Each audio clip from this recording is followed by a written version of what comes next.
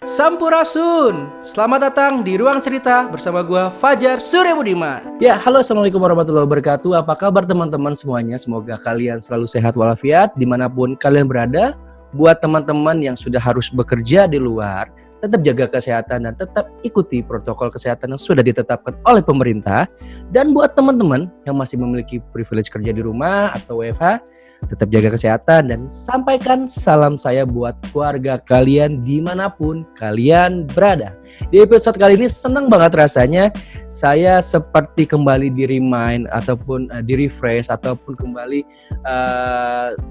karena saya adalah seorang yang dulunya dilahirkan dari seorang komunitas, dari seorang gerakan yang saya bertemu dengan teman saya yang mungkin teman-teman pendengar cerita juga pernah mendengar podcastnya bersama Kak Ajis campaign.com. Saya ngobrol, Kak, aku pengen banyak lagi nih membahas tentang komunitas ataupun yang memang fokus tentang anak ataupun pendidikan, dan akhirnya hari ini saya kedatangan kalau saya bilang adalah seorang yang luar biasa banget concern untuk anak, tentang perlindungan anak, kemudian bagaimana memperjuangkan hak-hak anak, kemudian juga bagaimana beliau membuat sebuah gerakan yang akhirnya hingga saat ini masih berjuang terus dan kemudian masih settle, dan juga mengajak sekali teman-teman yang ada di manapun kalian sedang mendengarkan YouTube ini tentang sahabat anak. Saya sudah kehadiran Kakak Friska.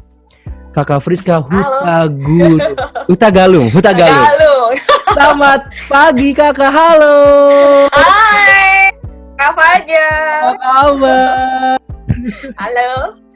Baik, kita serasa dekat ya walaupun jauh. Ya, kita di kala pandemi gini semua harus tetap berjalan meskipun melalui tetap maya ya Kak ya.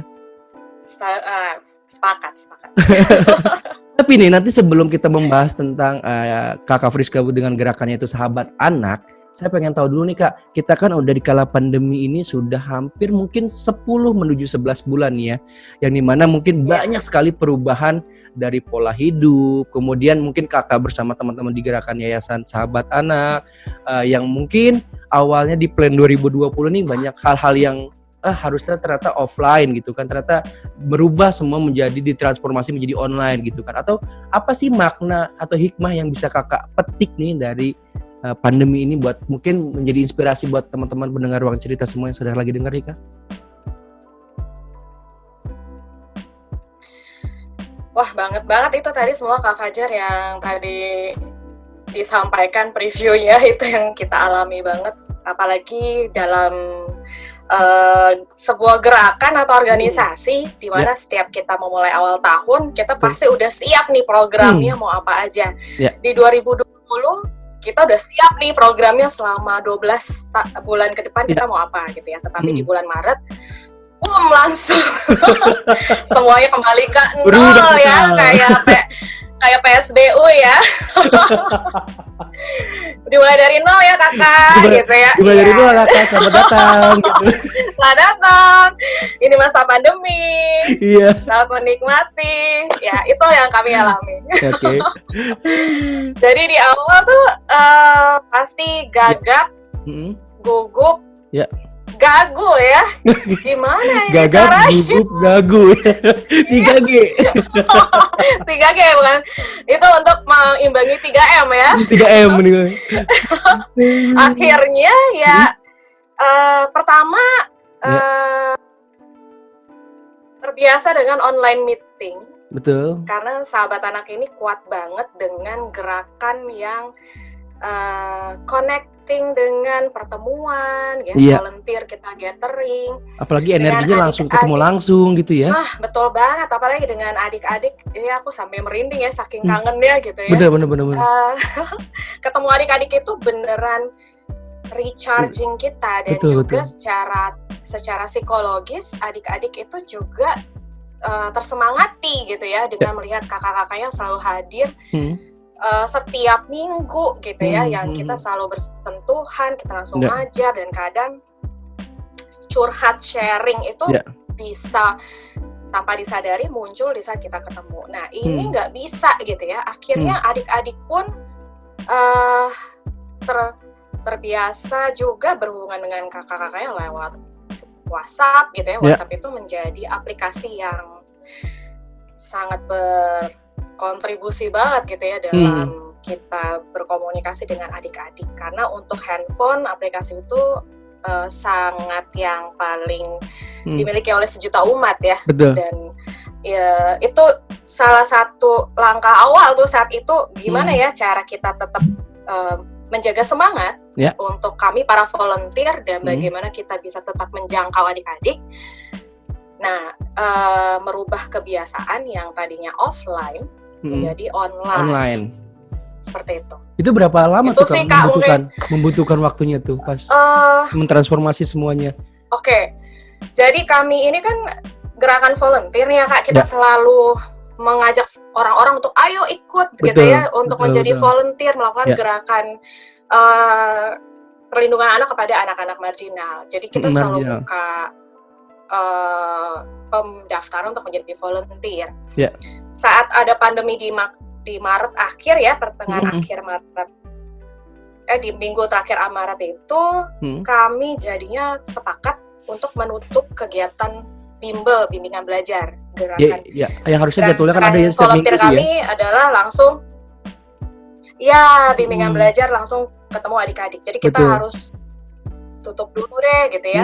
Sekolah kami yang non formal ada untuk anak putus sekolah dan juga PAUD juga kita tutup kayak gitu loh istilahnya. Oke, kita liburkan dulu lah sama seperti kayak sekolah-sekolah yang lainnya. Yang lainnya, betul. Nah, jadi saat itu yang kita lakukan adalah coba mencari tahu kondisi anak-anak dan orang tua, pastinya ya lewat online, lewat telepon gitu ya. Kita kayak menginventaris gitu ya, siapa anak yang punya handphone, nomornya masih aktif nggak gitu ya. Terus kemudian kita coba hubungi, engage, kalau memang ada kelas-kelas ada adik-adik yang memang sudah disimpan nomornya sama kakak-kakak ya kita saling sharing gitu ya. Jadi kayak kami kan ada 8 lokasi. Betul. Kita bilang sahabat anak lokal. Di situ setiap sahabat anak lokal ada program bimbingan belajar. Yang ada jadi di setiap Manggarai, Ketua gitu-gitu ya. Manggarai. Ya, ada kita di Jakarta, Kak. Sites-nya. Asal lokal itu volunteer itu dipimpin oleh koordinator. Ada pengurus hariannya. Nah, kakak-kakak inilah kakak koordinator yang memimpin setiap volunteer di setiap sahabat anak lokal untuk tadi menginventaris, mendata. Jadi akhirnya memang ini mau nggak mau kita harus lakukan gitu ya. Kita rapikan database, berapa jumlah anak, berapa keluarga yang dipunya gitu ya. Terus lokasi-lokasi rumahnya itu di mana aja. Karena di setiap titik itu anak-anak rumahnya kan tersebar-sebar. Betul. Terus ada nomor kontaknya kah? Kalau misalnya dia nggak punya handphone, kira-kira dia tetanggaan sama siapa ya yang punya handphone kayak gitu.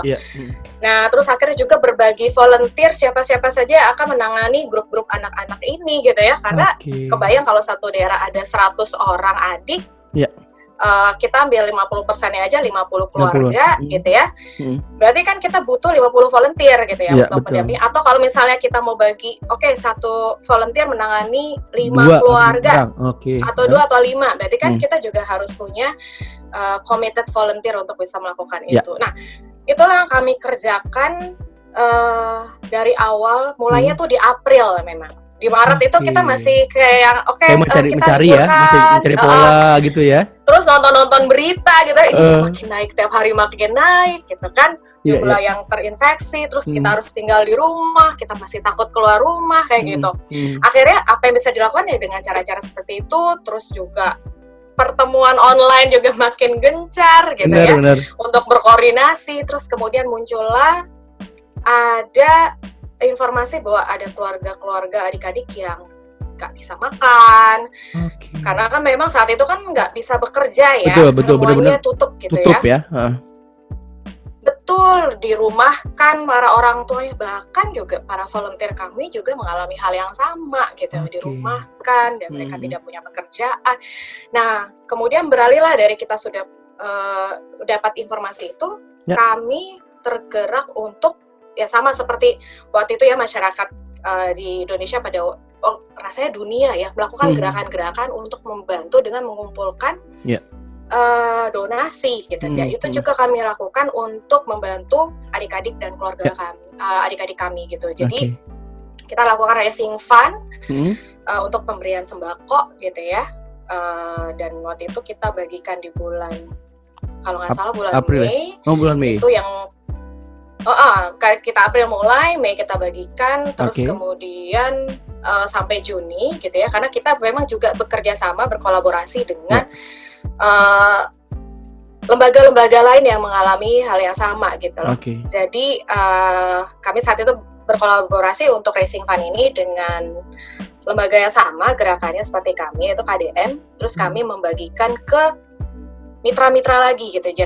Kalau nggak salah totalnya ada sekitar 32 sites gitu. Jadi kami lakukan di bulan Mei, terus kemudian ternyata di bulan Juni yang udah dibagi di bulan Mei, ternyata mereka masih belum dapat bantuan dari pemerintah karena waktu itu kan sudah mulai ya. Di bulan Juni kan pemerintah sudah mulai membagikan. Karena ada yang bilang nggak punya identitas, karena memang ini salah satu masalah yang terjadi dengan keluarga marginal adalah tidak memiliki identitas, sehingga mereka nggak mendapatkan apa yang menjadi haknya gitu ya, yang seharusnya mereka dibantu. Karena tadi itu ya, kan betul. Gitu kan ya. Betul, jadi itu yang membuat kami, wah kita harus lakukan lagi. Jadi kita lakukan lagi gerakan raising fund dan mengumpulkan bahan sembako. Jadi nggak hanya uang aja, tapi bahan sembako juga kita terima. Di bulan sebelum Lebaran, Juli ya Kak, kalau nggak salah Juli, ya. Kita bagikan lagi untuk yang kedua.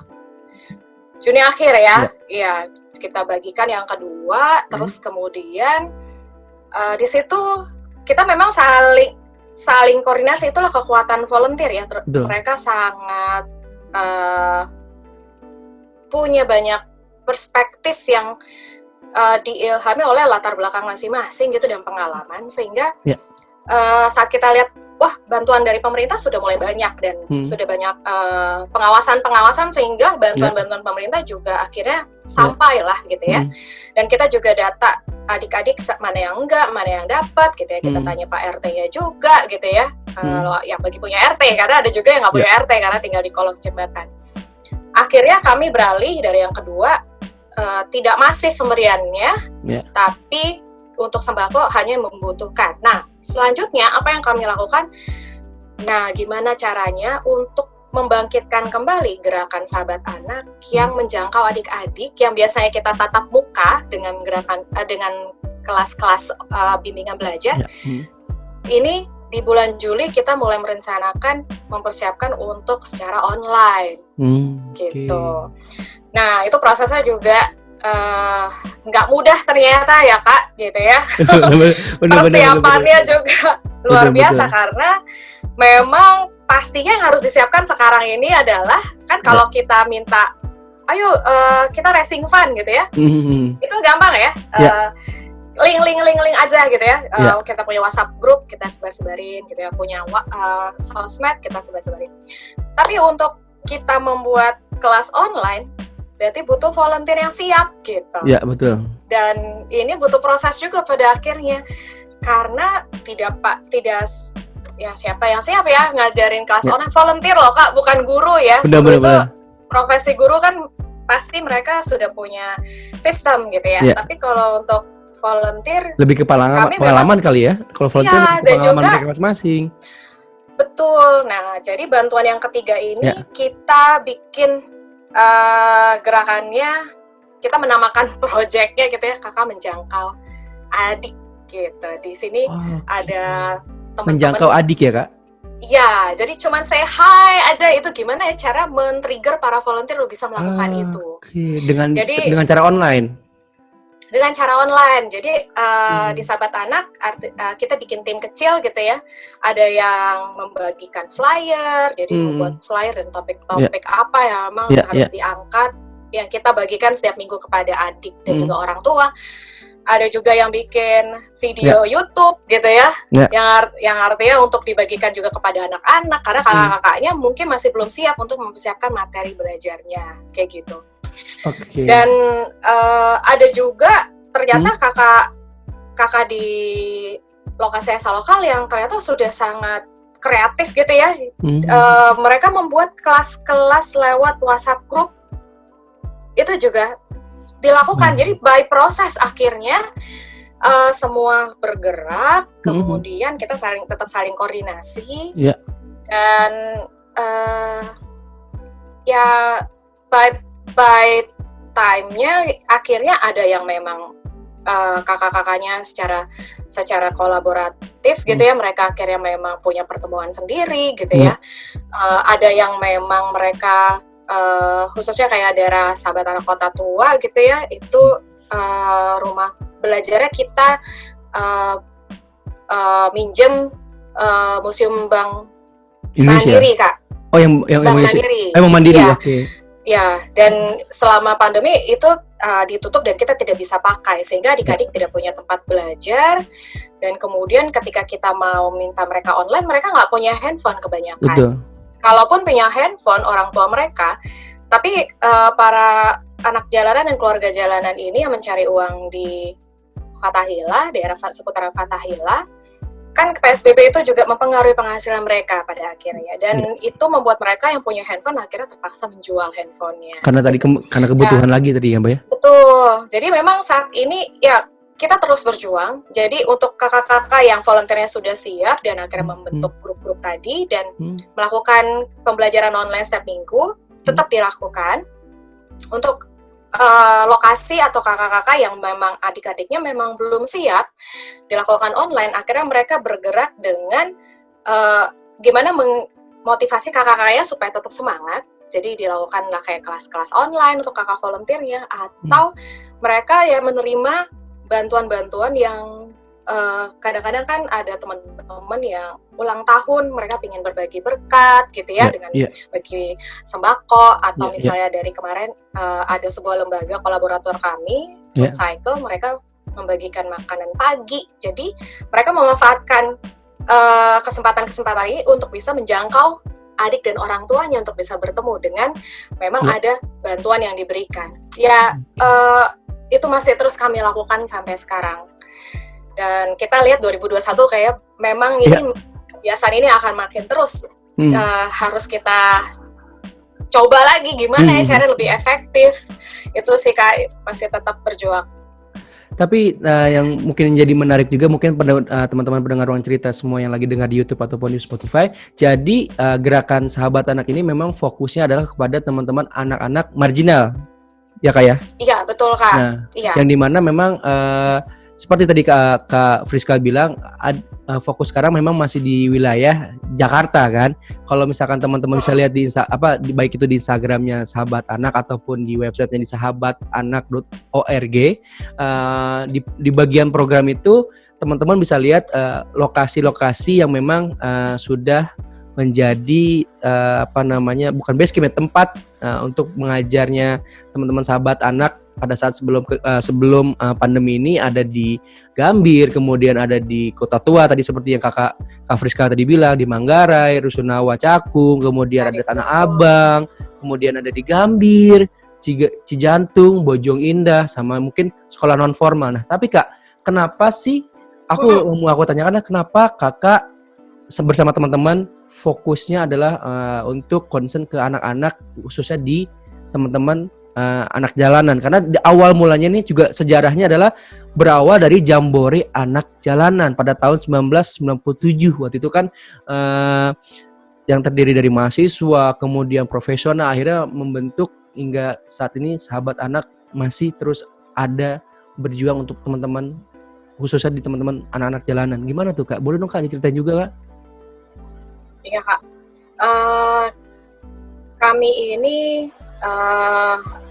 melakukan gerakan itu memang benar di tahun 97 di masa krisis moneter, dan juga itu yang akhirnya men-trigger terjadi reformasi ya waktu itu ya. Dan kami ini mahasiswa memang akhirnya Keren panjang umur perjuangan saat itu gitu. ya, ketawa deh nih umurnya tahun 97 mahasiswa. Masih muda Ya, kok, aku masih kebayang 17 Kak. Oh, Aku masih 17. oke. Ya, kita harus selalu muda, apalagi kalau Iya. kita melakukan gerakan untuk anak Gerakan, tuh jadi ya, jiwanya awet muda muda terus. loh, Kak. Jiwa muda terus, Kak. Betul. Betul. Karena kan kita menyesuaikan dengan anak-anak juga kan. Bener, harus kita seperti anak-anak ya, cara berpikirnya supaya bisa menjangkau mereka. Jadi setiap hari lah Kak, kita ke kampus ngeliatin bagaimana di bus-bus itu, di kereta banyak anak-anak jalanan sudah muncul gitu ya. Yeah. Yang tadinya kita cuma ngelihat orang-orang jalan itu orang tua aja ya, yang bikin puntung rokok gitu ya. Waktu masih ada tuh yang nusuk-nusukin puntung rokok Kak.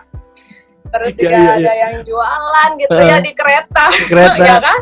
Bener. Ini kita lihat udah anak-anak gitu loh. Dan kok makin banyak yang jualan aqua gitu ya, yang pakai ember-ember itu yang ke bus-bus. Kemudian kita juga sebagai mahasiswa saat itu kita juga tahu ya saat itu sedang berguncang perekonomian di Asia bahkan ya. Saat itu kita sangat peduli, menunjukkan kepedulian karena kita melihat wah ini anak ini harusnya nggak kerja gitu. Karena kita tahu mereka bekerja. Ya? Iya, mereka harusnya sekolah, tapi nggak pada sekolah gitu. Dan saat kita tanya-tanya kepada adik-adik gitu ya, selama perjalanan kita pulang atau pergi ke kampus, mereka harus ke Jakarta karena di kampus ini yang sangat tragis kan. Biasanya kan kalau orang di Jakarta yang nggak dapat, maksudnya udah dirumahkan ya, kita memang tahu oh ya banyak perusahaan yang tutup. Yang tragis adalah saat orang-orang dari kampung pedesaan itu memilih untuk ke Jakarta karena di pedesaan itu udah nggak bisa makan. Bukan udah nggak bisa kerja, udah nggak bisa makan. Karena udah nggak ada lagi orang yang bisa memberikan mereka pekerjaan. Dan orang-orang di desa itu sangat terbatas perekonomian sehingga nggak bisa membantu orang lain. Sehingga akhirnya mereka harus ke Jakarta karena di Jakarta itu walaupun cuman artinya ya memang meminta-minta ya, artinya ini memang sangat tragisnya ya saat itu ya. Meminta-minta itu lebih baik karena kamu bisa membuat keluargamu makan daripada kamu bertahan untuk mendapatkan pekerjaan di desa tapi kamu malah mati gitu loh. Nah saat mahasiswa nggak punya pekerjaan, kita nggak bisa kasih duit gitu ya, tapi kita lihat anak-anak ini kasihan banget, jam 11 malam masih di jalanan gitu ya. Dan juga pagi-pagi kita lihat mau berangkat kuliah, mereka masih tidur di pinggir jalan gitu, atau di jembatan penyeberangan. Kita terpikir gimana membuat mereka menjadi anak sesuai dengan jati diri mereka, dan gimana memang kita memberikan kebahagiaan itu walaupun hanya cuman beberapa hari.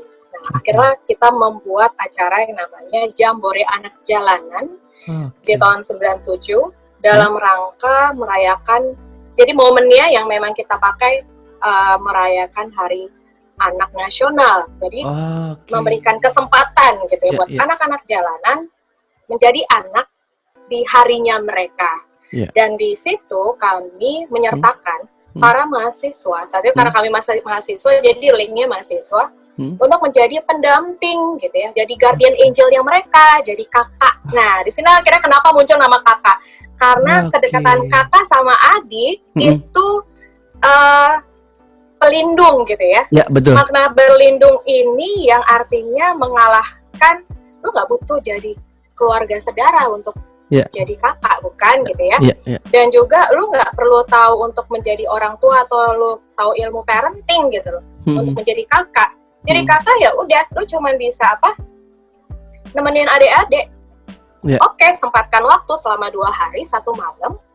Lu hadir, lu melepas semua kebiasaan kesibukan yang lu lakukan 2 hari, fokus aja buat adik itu.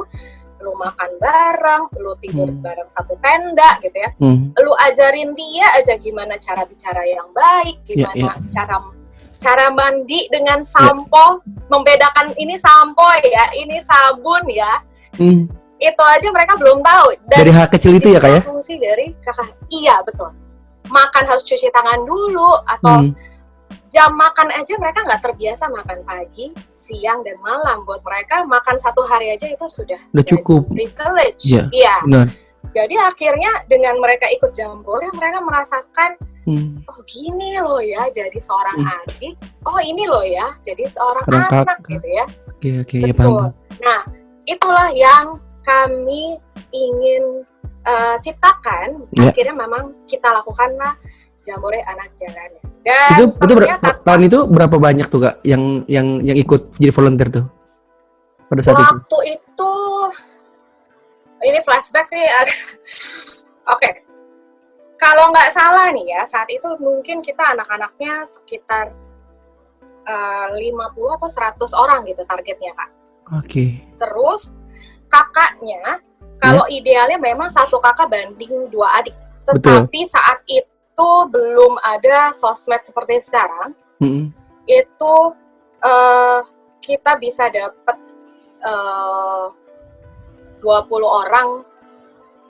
orang termasuk volunteer ya. Termasuk panitia gitu ya. Saat itu saya belum masuk kampus ya. Saya baru tahun 98. Saya udah masuk kampus tapi baru mahasiswa baru, maba. Masih polos lah ya, maba lah ya. Iya, belum terlibat organisasi gitu kan. Jadi nah, makanya ini mungkin jadi masukan juga ya kepada teman-teman ketika misalnya kita masuk ke dalam dunia kampus, jangan hanya hadir dan pulang ya. Jangan kupu-kupu ya. Maksudnya harus jangan hadir belajar pulang gitu ya, harus ikut organisasi gitu. Karena memang ini membuat kita jadinya banyak keuntungan lah ya, dan akhirnya kita bisa banyak mengeksplor kemampuan kita juga gitu ya. Dan sahabat anak sendiri pun mulai secara official menjadi sebuah gerakan yang nggak tahu ya. Aku nggak tahu apakah ada tanggalan tertentu kah atau bagaimana hingga akhirnya sampai sekarang nih Kak sudah berapa banyak juga yang join menjadi volunteer, bilangnya volunteer ya, gerakan sahabat anak ini Kak. Kita memang selalu bilang gerakan ini kita mulai di tahun 97 Kak. Ya. Gitu. Dan kami memang sekarang sudah menjadi yayasan legal gitu ya, yang terdaftar dalam pemerintahan ini. Itu di 2010. Oke. Panjang ya Kak. Wow. Tapi bukan berarti 97 hingga 2010 akhirnya kita freeze gitu. Bukan, malah lebih lagi kegiatan lagi ya. Iya, karena kekuatan volunteer yang artinya bertumbuh setiap tahun. Jadi memang yang mengikatkan kami ini para volunteer adalah dengan mengadakan kegiatan Jambore anak jalanan saat 97, dan kemudian sekarang kita berubah namanya menjadi Jambore Sahabat Anak. Itu selalu kita adakan setiap tahun. Di setiap tanggalan setiap Hari Anak Nasional. Ya, jadi tinggal sesuaikan aja. Biasanya kalau udah kita berharap di bulan Juli mendekati 23. Ya. Tapi kita memang pilihnya Sabtu dan Minggu karena volunteer liburnya di Sabtu dan Minggu. Betul. Iya. Dan kalau misalnya di bulan puasa pasti kita cari yang tidak puasa, tapi jangan sampai di masih dalam minggu bulan Lebaran gitu. Oh, jadi dalam minggu Lebaran gitu. Iya, jadi kita sesuaikan aja itu.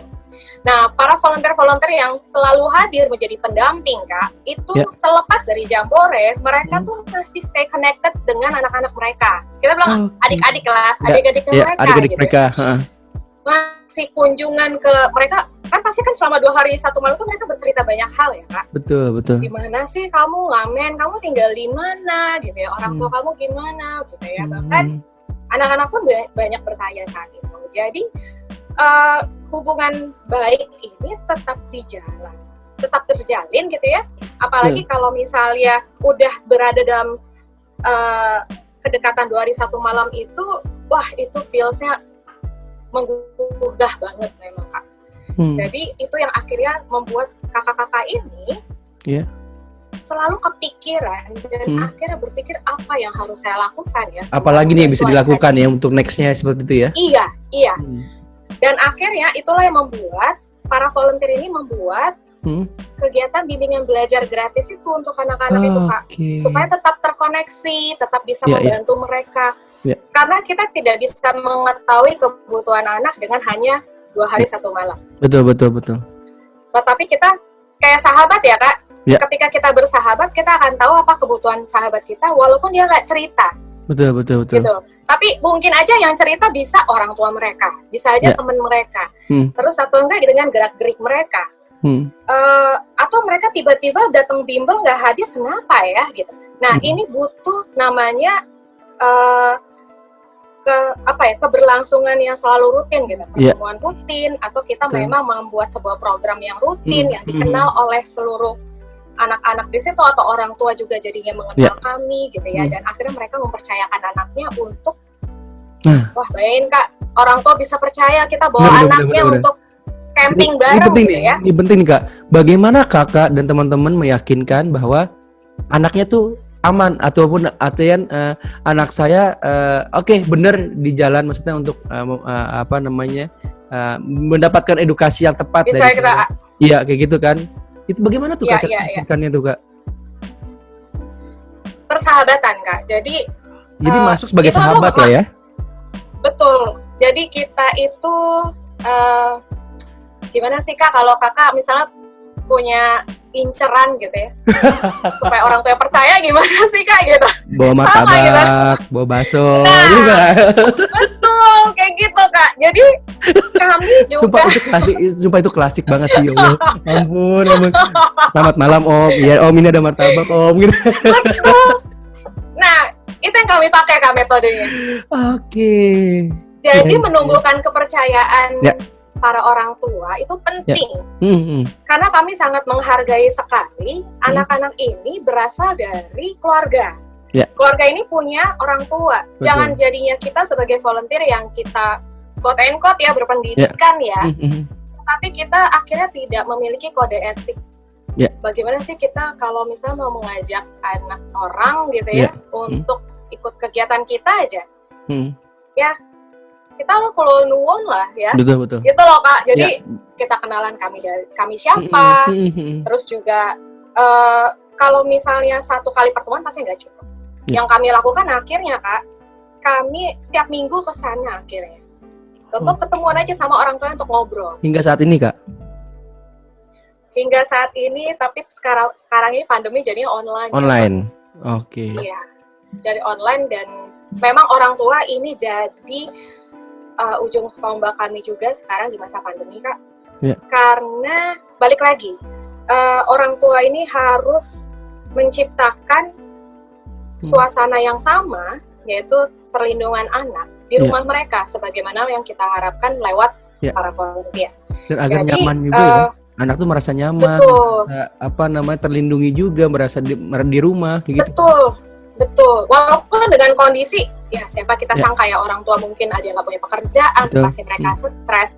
Tapi dengan kita tetap connected dengan orang tua, mungkin orang tua jadi bisa berbagi.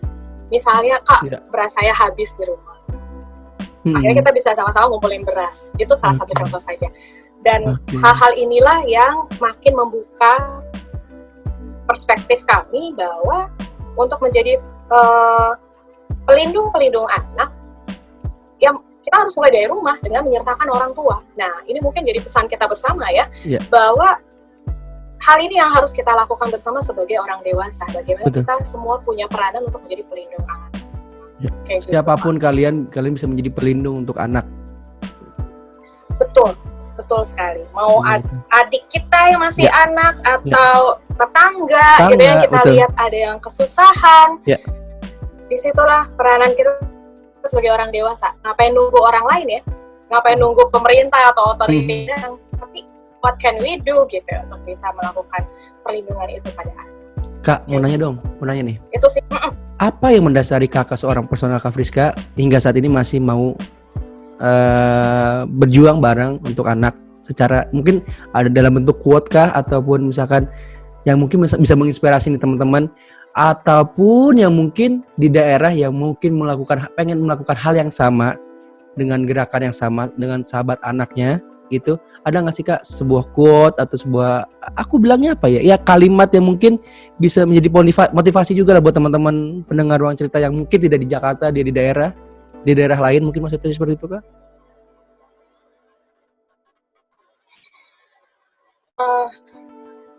Satu hal yang kali ya Kak, yang mudah-mudahan ini bisa menyemangati kita bersama adalah kita bisa melakukan sesuatu yang memberikan perubahan untuk hasil yang lebih baik gitu ya. Mungkin dari situ garis merahnya kita akhirnya tidak menunggu apa yang orang lain akan lakukan dulu baru kita bisa memberikan perubahan itu gitu ya. Mungkin itu masih terlalu ngawang-ngawang ya, tapi kalau aku contohkan, karena aku punya pengalaman ngajar di daerah Grogol Kak, sahabat anak Grogol. Jadi saat aku mulai dan teman-teman yang saat itu kami mulai di tahun 2001, di situ anak jalanan ya yang bersekolah yang masih stay at school gitu ya, walaupun dia lepas sekolah dia ngamen gitu ya. Itu paling cuma 5 orang anak Kak. Dan saat itu anak Grogol, anak jalanan itu ada 200 anak.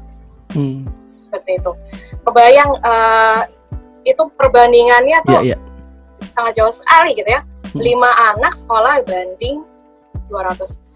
Jadi aku kepikir gitu ya, gimana daerah-daerah yang lainnya kayak gitu. Tetapi kalau kepikiran daerah-daerah yang lainnya, kita nggak bisa membantu terlalu banyak. Akhirnya yang kami lakukan adalah, yuk kita bikin kelas belajar, kita bikin bimbel di sini. Walaupun saat itu ya masih pakai koran di tahun 2001 itu ya Kak. Terus kita masih belajar di saat anak itu lagi turun ngamen gitu. Setelah itu mereka pas sudah belajar masih tengah-tengah belajar, Kak maaf ya aku mau ngamen lagi. Tinggal gitu, kita nungguin gitu ya. Terus nanti 15 menit mereka, Kak lanjut Kak, tadi nomor berapa gitu loh. Nah dari awal yang termasuk akhirnya suka dukanya juga tuh ya. Betul Kak, betul. Dan karena aku memang dari 2001 gitu ya beneran masih involved di Grogol, di Grogol walaupun memang volunteernya sudah berbagai generasi juga, dan anak-anaknya ya itulah yang membuat akhirnya kenapa ya aku kenapa masih tetap mau ya di sini gitu ya, karena yang sekarang ini aku bisa mensyukuri bahwa adik-adik dulu yang artinya mungkin kalau misalnya dia tidak diberikan kesempatan, kita akan melihat mereka makin banyak di jalan. Tapi sekarang yang disyukuri ada adik-adik yang sudah lulus kuliah. Ada adik-adik dari Grogol yang sudah bekerja. Dan mereka ketika misalnya udah mungkin dia tidak lulus sekolah ya Kak. Ada yang putus sekolah juga pasti. Dia tidak lulus sekolah SMP gitu ya, dia cuma SD gitu ya. Tetapi dia memiliki paradigma yang lebih baik daripada orang tuanya ketika mereka memilih, saya tidak mau membuat anak saya turun ke jalanan seperti saya dulu harus mencari uang gitu ya untuk membantu orang tua saya. Nah, paradigma yang berubah itu menurut aku itulah sebuah perubahan yang disinilah peranan volunteer yang sangat berkontribusi untuk bisa membawa perubahan itu. Dan itu tidak akan terjadi ketika kita tidak memulainya. Betul. Itulah yang aku rasa mewakili suara-suara para volunteer khususnya di Sahabat Anak sih Kak. Kenapa sih ya masih mau ya, padahal udah dimarahin orang tuanya gitu ya. Mungkin orang tua adik-adiknya juga marahin ya. Orang tua kita sendiri Kak juga marahin Kak. Ngapain sih gitu pulang-pulang malam gitu. Ngapain tuh sampai malam-malam gitu kan, bukan sama keluarga gitu kan ya. Betul Kak gitu. Aduh ini bawa apa lagi gitu ya. Kadang-kadang ya kita ngumpulin ada tuh temanku ya yang dia ngumpulin tuh aqua botol-botol aqua yang keluarga itu minum, bahkan dia bisa tuh mintain tetangga-tetangganya supaya supaya dia kasih ke adik, agar adik itu tidak terlalu perlu bekerja keras Kak untuk mengumpulkan aqua. Sampai seperti itu Kak, semangat volunteer. Dan itulah yang akhirnya membuat kenapa ini gerakan ini memang butuh para volunteer untuk menggerakkannya, karena ya kita nggak pernah tahu ada berapa anak yang memang harus membutuhkan bantuan kayak gitu ya. Nah mungkin nggak hanya cuma di daerah Sahabat Anak Kak, nggak hanya di 8 titik, tapi banyak sekali anak-anak yang membutuhkan bantuan dari orang-orang. Tapi Kak, aku mau nanya deh, dari perjalanan ini, kan tadi kan juga Kakak bilang ada juga yang sudah kerja gitu kan, ataupun yang mungkin sudah kuliah juga gitu kan, dari teman-teman bukan anak didik ya, adik-adik alumni, adik alumni atau adik-adik sahabat yang sudah dari mindsetnya sudah malah mengajak yang lebih baik ke arah lebih baik lagi gitu kan. Ada juga nggak ya sih dari mereka malah jadi volunteer lagi gitu Kak, ngajakin lagi teman-temannya yang mungkin sudah sukses ataupun yang sudah besar ataupun yang sudah berkeluarga, yuk bantu lagi nih teman-teman adik-adik sahabat yang ada sahabat anak-anak jalanan lainnya yang masih kecil-kecil gitu. Dari perjalanan itu ada nggak sih Kak? Terus kemudian yang aku mau tanya lagi nih, ini menarik juga, hingga saat ini misalnya nih Kak Friska ataupun misalnya Kak Friska mungkin nggak pada saat ini belum turun lagi ke jalan, ada nggak sih mungkin sampai yang kakak ketemu di jalan nih, Kak Friska apa kabar, ataupun misalnya yang hingga masih dikenal sama mereka yang didikan kakak ataupun teman-teman kakak, cerita-cerita dari teman-teman volunteer tuh ada nggak sih yang mungkin sampai sekarang tuh berbekas ataupun terkesan di bayangan teman-teman volunteer tuh? Itu checklist semua itu Kak. Oh checklist semua? Yang aku sampaikan. Oh kalau ada sekarang bilang cek gitu ya. Iya. Langsung submit gitu ya. Submit. Yang pertama itu, itu yang jadi motivasi kami Kak. Kita udah lulus dari sekolah, khususnya SMA gitu ya. Kami minta mereka untuk bantu mengajar gitu ya. Bahkan kita sudah mulai latih gitu ya. Kita memang membantu untuk adik-adik juga melihat apakah mereka memang punya concern juga ya untuk menjadi volunteer di saat mereka SMA atau SMP. Jadi mereka harus mengajar adik-adik kelasnya mereka gitu. Nah, karena memang untuk volunteer ini kita nggak pernah tahu, pasti ada kala kakak ini harus, aku ada tugas keluar kota gitu ya. Volunteer kita tahu bagaimana kesibukannya, jadi ketika memang kita kekurangan pengajar di saat waktunya belajar, nah akhirnya memang ini salah satu strategi kami untuk supaya adik-adik tetap bisa belajar dengan menyertakan adik-adik yang SMP atau SMA. Nah itu sebagai pembinaan kami juga supaya mereka akhirnya tertantang. Nanti ketika mereka sudah lulus SMA, kan mereka nggak punya kewajiban sebenarnya untuk hadir, karena udah lepas SMA udah wisuda lah ya gitu ya, ibaratnya udah betul. Tapi memang kami ajak mereka mengajar lagi untuk menjadi volunteer. Dan indahnya ketika menjadi volunteer, ketika adik yang dulunya adik gitu ya, sekarang sudah menjadi lulus dan akhirnya mereka menjadi pengajar, itu mereka setara dengan kakak-kakaknya yang dulunya mungkin jadi kakaknya mereka. Iya, karena secara otomatis ketika mereka masuk di kelas untuk mengajar adik, mereka dipanggilnya kakak. Dan ketika kami, yang dulunya kakaknya si adik yang jadi kakak itu, kita pun harus manggil kakak. Adik yang jadi kakak itu kakak juga.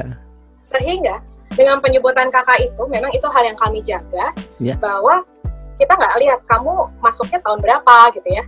Tapi ketika dia sudah memiliki peran sebagai kakak bagi adik yang lebih junior, nah disitulah kita setara sebagai kakak, kayak gitu Kak.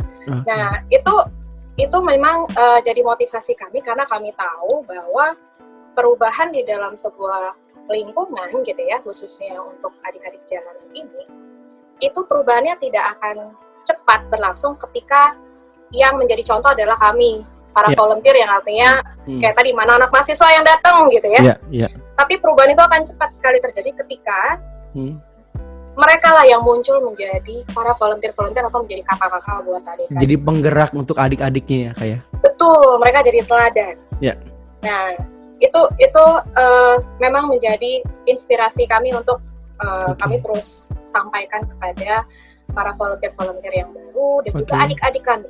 Kami juga selalu sampaikan hal sama seperti bahwa kamu ketika belajar di sini, perananmu tidak hanya menjadi adik belajar, tetapi kami berharap suatu hari nanti kalianlah akan menjadi penerus kami. Seperti itu, Kak. Keren. Ini yang mungkin disebut dengan bagaimana menjaga sustainable ataupun agar tetap sustain nih. Luar biasa. Keren. Ini kalau anak sekarang bilang nih Kak, ini daging semua nih obrolan kita nih. Sayurnya juga dong. Nanti nggak dicerna baik. Bener. Ntar jadi kolesterol ya kalau daging semua. Betul. Aduh, ini umur juga nih Kak. Tapi nih Kak, yang menarik lagi adalah bagaimana sih kalau misalkan teman-teman, apalagi kan mungkin sekarang dipermudah dengan kelas online gitu kan, yang mungkin di luar Jakarta mau ikut join, itu seperti apa sih Kak caranya? Itu yang pertama yang mungkin ditanyakan, mewakili teman-teman pendengar Ruang Cerita.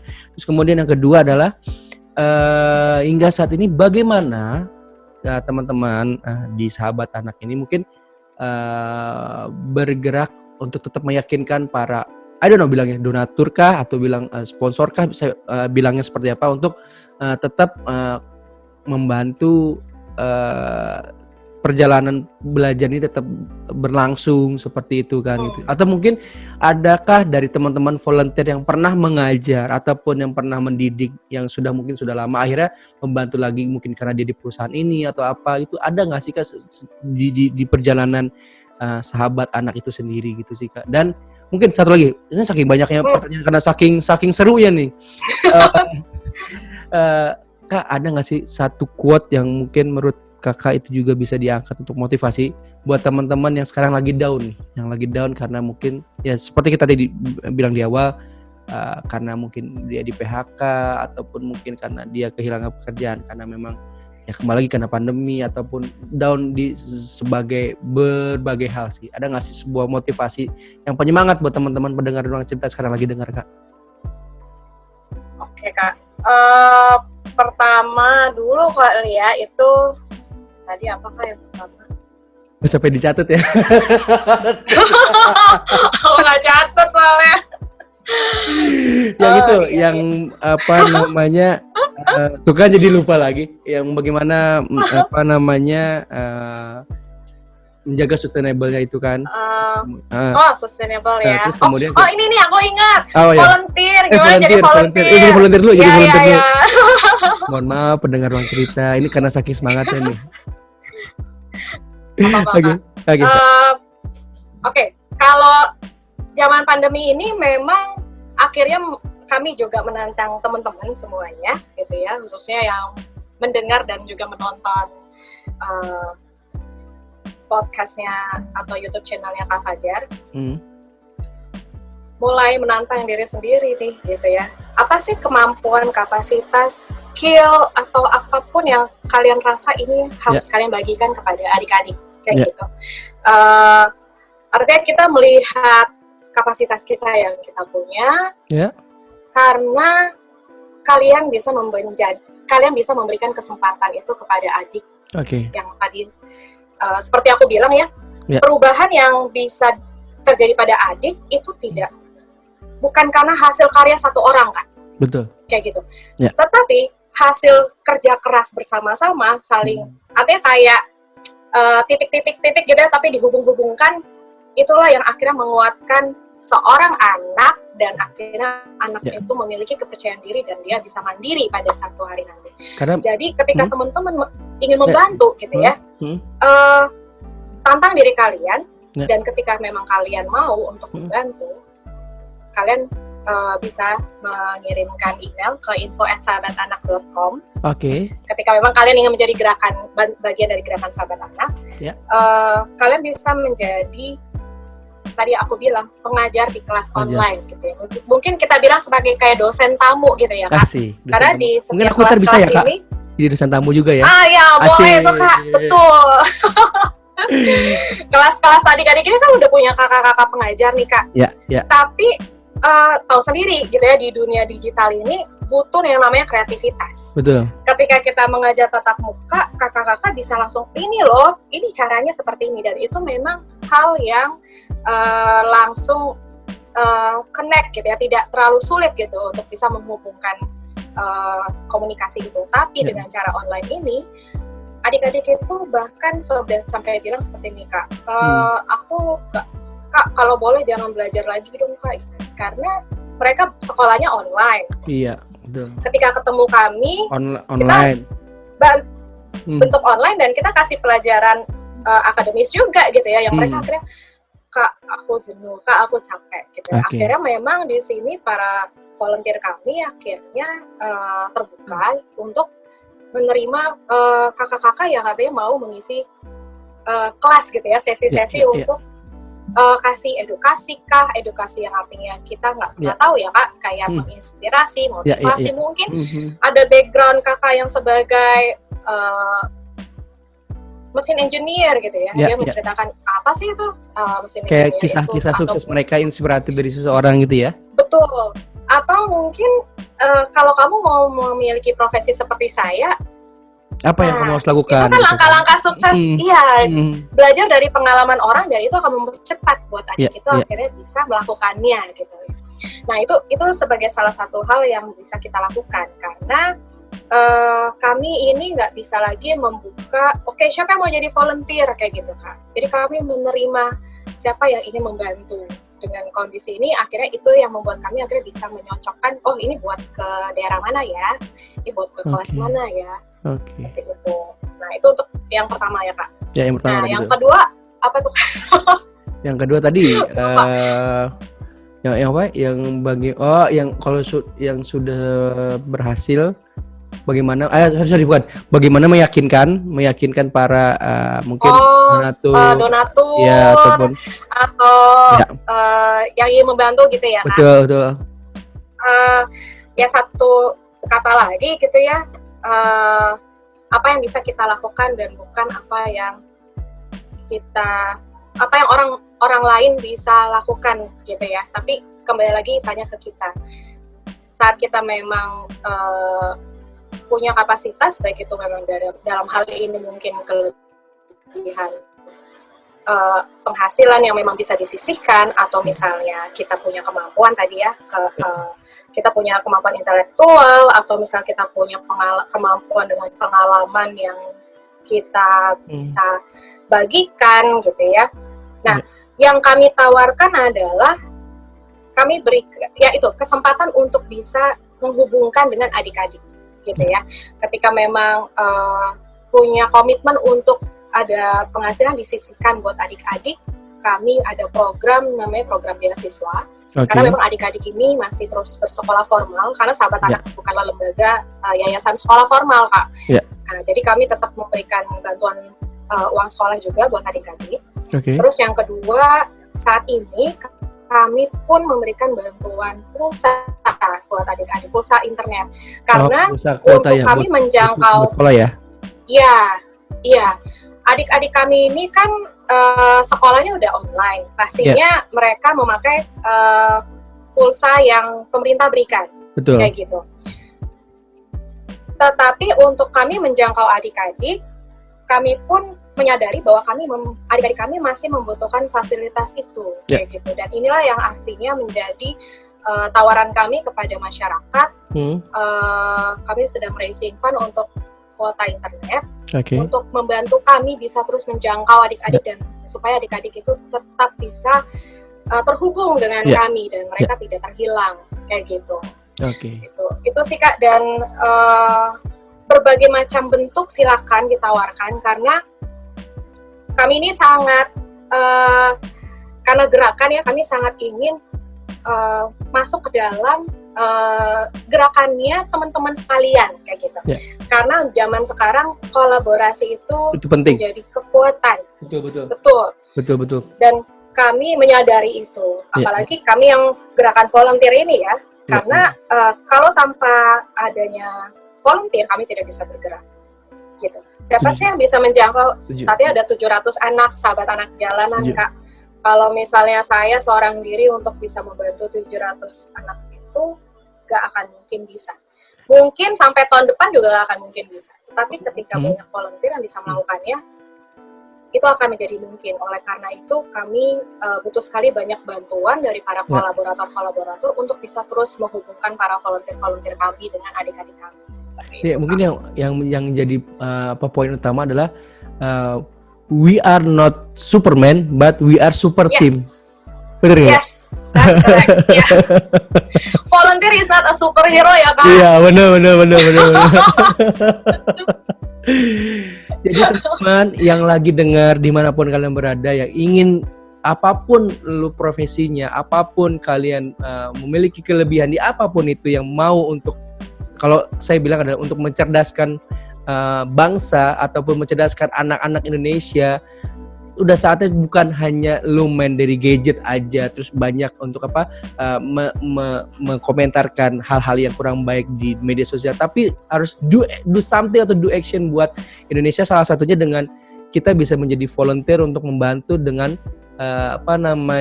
sesuai dengan profesi kalian, apapun profesi kalian ya Kak. Misalkan lu adalah seorang penyiar, berarti lu memberikan bagaimana public speaking yang baik untuk anak jalanan, lu bisa seperti itu. Ataupun lu sukses di dunia wirausahawan, lu bisa untuk memberikan motivasi tentang kiat-kiat sukses untuk misalkan menjadi wirausaha muda seperti itu. Karena kita nggak ada yang pernah tahu ya Kak, ketika nanti.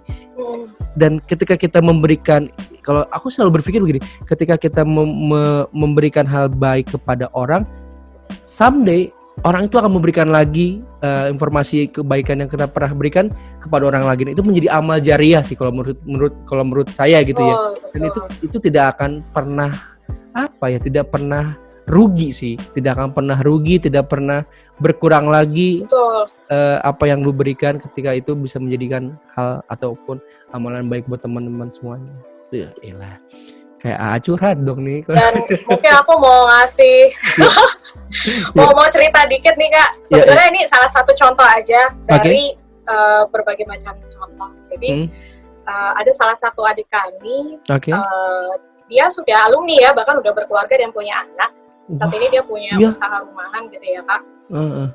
Dan dia usaha rumahannya masak gitu ya. Jadi masak menunya kepiting gitu ya. Wih, serius Kak? Jadi saat kita keren. Iya Kak.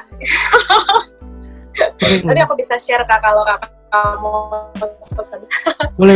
Jadi adik ini saat tahu kami lagi gerakan mengumpulkan donasi untuk bantu sembako buat keluarga adik-adik yang waktu kita lakukan waktu di bulan April sampai Juni, dia langsung tergerak dan dia bilang, Kak, aku mau ini dong donasi 15% dari penjualannya dia, kayak gitu. Dan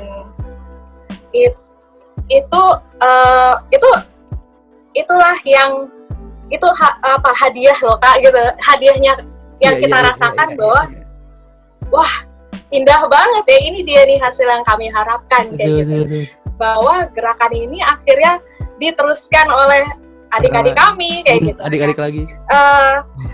Keren.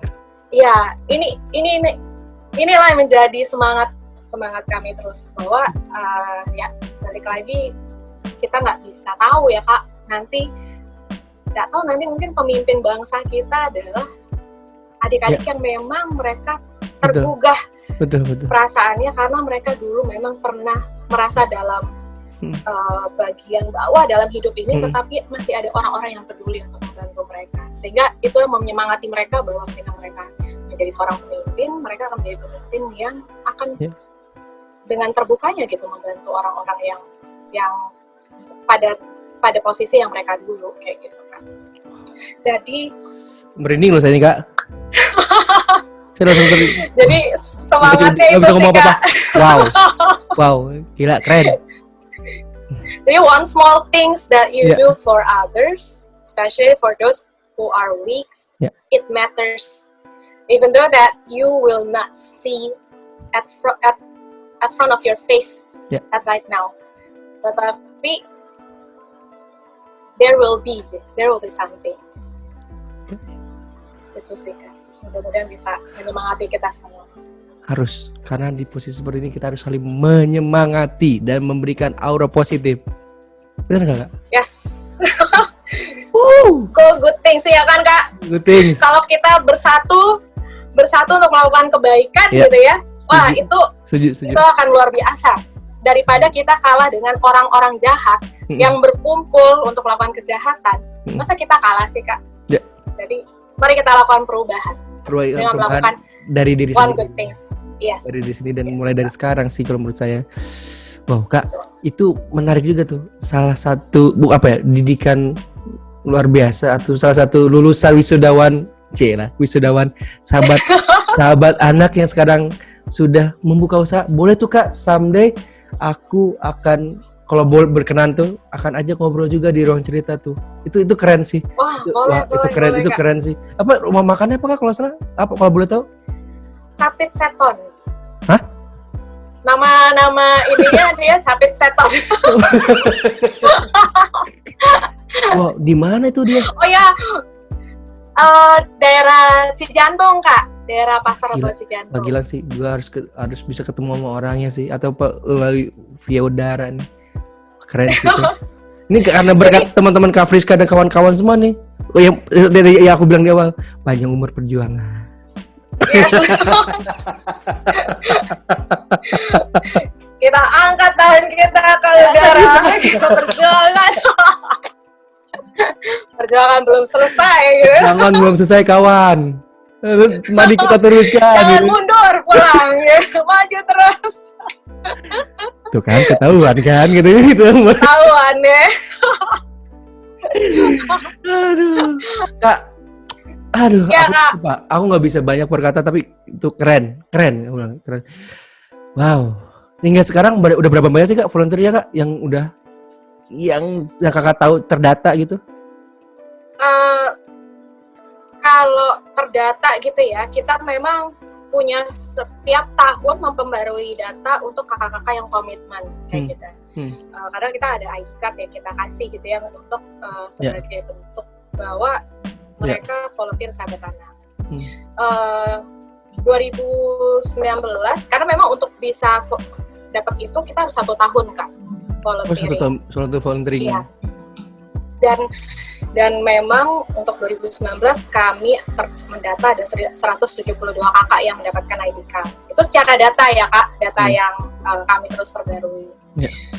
Tetapi kalau untuk dibilang volunteer sahabat anak, totally yang pernah menginjakkan di sahabat anak itu pasti udah ribuan sih Kak. Karena ini hitungan-hitungan aja. Iya, kurang lebih lah ya, kurang lebihnya. Kurang lebih. Karena untuk setiap SA lokal kami ada 8. Di setiap kelas setiap SA lokal itu kan ada kelas anak-anaknya, ada kelas TK, SD, SMP gitu ya. Itu ada 10, rata-rata 10 setiap SA lokal. Kalau 10 kelas itu terdiri dari 1 volunteer aja. Itu ada 80 kakak yang setiap minggu hadir. Tapi nggak mungkin satu kelas hanya 1. Biasanya ada kakak pengurusnya, setiap kelas itu biasanya ada 2 kakak, terus belum lagi ada volunteer yang baru, kayak gitu. Bisa jadi ada sekitar 150 gitu ya di setiap SA lokal, di seluruh SA lokal. Dan di setiap acara jambore kami Kak, karena kan kami tuh 97 sampai kemarin 2019 kami mengadakan jambore setiap tahun, dan di setiap jambore kami mengajak volunteer untuk menjadi pendamping adik tadi yang 1:2 itu. Kalau adiknya ada 800 berarti kami butuh pendamping 400 orang. 400-an, iya. Dan juga setiap acara pasti butuh panitia, dan panitia juga isinya volunteer semua. Iya. Dan ada pendukung acara juga sama tim kerja di saat hari H, misalnya kayak bagian perlengkapan dan semuanya, itu semuanya ada volunteer. Dan total sekitar ada bisa sampai 100 sampai 150 volunteer. Nah, berarti dalam satu event aja bisa sekitar 500 orang. Yeah. Nah, jadi itu yang memang kami sangat appreciate dan kami sangat applause gitu ya buat para volunteer, karena biasanya ketika mereka terlibat bersama dalam gerakan-gerakan sahabat anak ini, mereka akhirnya malah jadi tertantang untuk membuat gerakan-gerakan mereka sendiri kan. Yeah. Nah, disitulah akhirnya kami menilai bahwa gerakan sahabat anak ini bukan milik orang-orang atau volunteer yang akan mengembangkan sahabat anak lagi gitu ya, atau misalnya terlibat aktif dalam volunteer.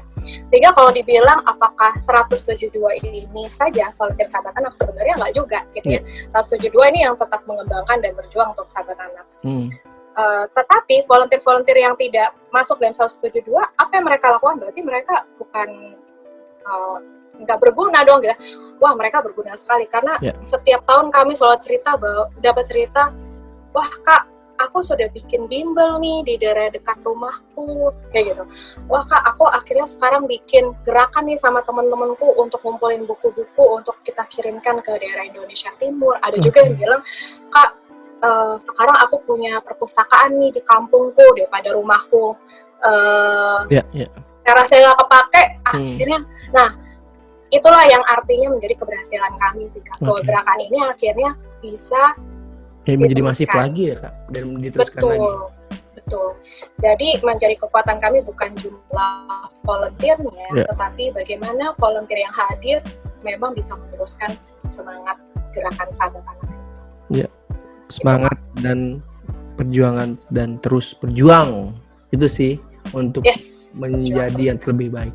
Wow, sebetulnya masih banyak banget nih teman-teman yang gue harus pengen bahas, tapi kembali lagi waktu yang mungkin kita pengen banget nih Mbak Friska nggak hanya di episode kali ini yang hadir ataupun mau berkenan di ruang cerita, tapi episode berikutnya kita akan minta waktunya kembali Mbak Friska untuk dengan senang hati Kak. Wah, terima kasih banyak. Gila sih, gue nggak bisa berkata apa-apa, cuma bisa wow, keren.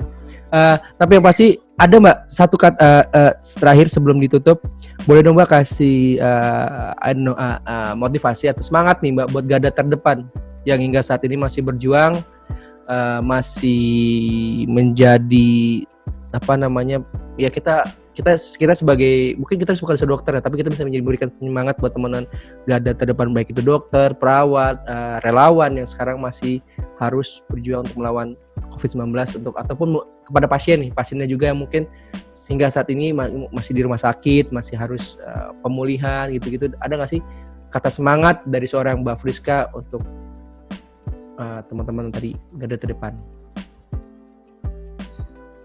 Semangatnya jangan berhenti Kak, terus lakukan apa yang kita bisa lakukan, karena setiap detik itu sangat berarti dan kita tidak pernah tahu gitu bahwa ada orang yang memang ketika menghubungi kita atau yang kita lihat itu mereka memang membutuhkan kita untuk bisa menyelamatkan mereka. Atau itu mudah-mudahan bisa masuk untuk ke semua itu ya Kak. Wow, Kakak Friska Huta Galung, tepuk tangan dulu untuk semuanya. Thank you juga Kak Fajar. Kak, sekalian boleh iklan gak nih Kak? Boleh. Silakan Kak. Ataupun aku juga aku dulu ya. Mungkin mengingatkan buat teman tahu sahabat anak, kalian bisa cek websitenya di sahabatanak.org atau Instagram dan Facebooknya di @sahabatanak. Silakan Kak kalau mau iklan, mangga, bebas. Iya, nyambung ke Kak Fajar. Jadi aku pengen ngajak teman-teman tolong untuk follow akun IG Sahabat Anak, @sahabatanak. Follow gratis karena guys. Memang follow gratis. Karena memang dengan gerakan yang kami lakukan, mungkin saja kalian bisa mulai dari situ dulu untuk share-share gerakan-gerakan kami. Dan bahkan hadir di IG Live Talk kami yang kami sedang gencar-gencarkan gitu untuk supaya menginspirasi banyak orang. Mungkin siapa tahu ada di hari kapan ya Rabu. di Gestok ya. Cila, Yes, pengen banget diundang. Pengen banget diundang. Siapa tahu orang cerita mau diundang gitu kan ya. Ini sih aja. Basa-basi aja siapa tahu itu. Halo, Kak Fajar boleh follow dulu gitu. Jadi mungkin nanti wah, apa nih aku bisa bantu nih gitu. Jadi kayak cerita tentang fallback ya kakak gitu ya. Kalau kakak saya bilang fallback ya kakak gitu. Cerita tentang adik tadi yang aku cerita tuh yang capit seton, namanya Feby. Oh iya. Dari Sahabat Anak Jantung. Dia salah satu narsum di IG Live Talk kami di Pasar Rebo. Jadi Pasar Rebo itu kami mengajak entah itu adik, orang tua ataupun para volunteer yang mereka di follow di masa thank you. Fallback ya kakak kata gitu. Siap. Jadi mereka bercerita tentang perjuangan mereka dalam memiliki usaha rumahan mereka gitu dalam masa pandemi ini. Dan juga ada jumpa lagi di hari Tanti Minggu, Kak. Itu bercerita tentang kenapa, Kak? Ya tadi siapa? Bukan nih. Feby. Jadi Feby. Itu di episode mungkin nanti bisa dilihat. Nah, jumpa lagi kita akan lebih tahu tentang Esa lokal dan bagaimana perjuangan mereka di masa pandemi. Thank you, Kak, udah dikasih ruang buat beriklan. Keren. Terima kasih, Kak Fajar juga keren. Thank you loh. Ntar sebelum ditutup, Kak, mungkin aku akan jembatan ini ada. Jadi ini nggak masuk ke rekaman. Jadi gini, Kak, ada sahabat aku, dia itu punya apa namanya? Dia seorang wirausahawan muda. Dia itu punya bukan rumah makan ya, resto namanya Ayam Kulit Goskin namanya, Kak. Dia ini di 2021 ini sedang menggerakkan apa namanya untuk dekat dengan komunitas atau mempromosikan komunitasnya gitu, Kak. Nah mungkin kalau Kak Friska ada waktu nanti aku mau akan jembatankan dengan dia untuk siapa tahu dia emang mau bikin YouTube podcast, siapa tahu bisa kalau Kakak berkenan untuk bisa ngobrol sama Kakak ataupun bisa ketemu langsung dengan beberapa perwakilan apa namanya yang teman-teman adik-adiknya usaha-usaha tadi ya. Betul. Usaha tadi. Ya, ataupun misalkan nanti kan kalau Kakak berkenan nih misalkan dia dengan Kakak misalkan berkunjung ke adik-adiknya yang sudah sukses ataupun anak didik Kakak yang sekarang masih dididik kayak gitu kan, itu keren loh, Kak, untuk kita. Sekarang tuh viral, janganlah viral yang 19 detik gitu loh, 19 menit atau gitu-gitu. Itu jangan viral kayak gitulah. Kan viral yang bagus. Emang edukasi ya, menginspirasi ya, Kak. Wah, ini keren banget sih. Seperti podcast Kakak ini. Menginspirasi. Sampurasun gitu ya. Ya mungkin aku akan jembatan. Ingat ya, Kak, tetap semangat ya, Kak. Oke. Tapi kalau Kakak berkenan nanti aku akan jembatanin ya, Kak. Maksudnya ini bagus banget. Boleh banget, Kak. Gila sih, harus ini karena hal positif gini kalau nggak kita yang apa namanya gerakin siapa lagi sih, Kak, kayak gitu nggak sih? Harus kita timpa tuh yang berita-berita yang kurang baik dengan hal-hal baik gitu sih menurut gue. Betul, Kak. Kita harus bersatu ya, Kak. Betul. Jadi sekali lagi teman-teman, buat yang belum follow jangan lupa follow di Instagramnya di @sahabatanak. Jangan juga untuk bisa cek Facebooknya di Sahabat Anak ataupun websitenya di sahabatanak.org. Itu di situ kalian bisa temukan berbagai program yang pernah dilakukan dan apa yang akan dilakukan ke depannya, dan juga bagaimana kalian juga untuk bisa ikut join menjadi seorang volunteer di Sahabat Anak. Sekali lagi Kakak Friska, terima kasih banyak untuk waktunya. Sebelum kita tutup nih, Kak, kita biasanya ada foto virtual buat Instagram story biar kayak anak milenial zaman sekarang. Oh, oke. Langsung masa aksi ya. Iyalah, biar kayak zaman anak milenial gitu loh. Untung aku nggak TikTokan gitu ya. Oke. Tapi bisa dipertimbangkan kan, Kak? Masih dipertimbangkan. Untuk millennials. Oke, yuk kita foto dulu, Kakak. 1. Siap, Kak. 2. Sekali lagi. Sarang yo dong, Kak. Sarang yo. Oh, oke. Yuk, 1, 2. Yeay, terima kasih Kakak Friska untuk waktunya dari Sahabat Anak. sehat selalu. Saya pengen sekali bertemu Amin. dengan kakak dengan waktu yang segera mudah-mudahan, dan juga kita selalu dalam lindungan Tuhan yang Maha Kuasa dan yang pasti tetap memberikan yang terbaik dan senyum terbaik buat Indonesia. Sekali lagi Kakak Friska dari Sahabat Anak. Terima kasih Kakak untuk waktunya. Sampai jumpa. Thank you. Sampai ketemu Kak Fajar. Dah. Hai, jangan lupa ya untuk like, comment, and subscribe channel YouTube Akang ya. Hatur nuhun.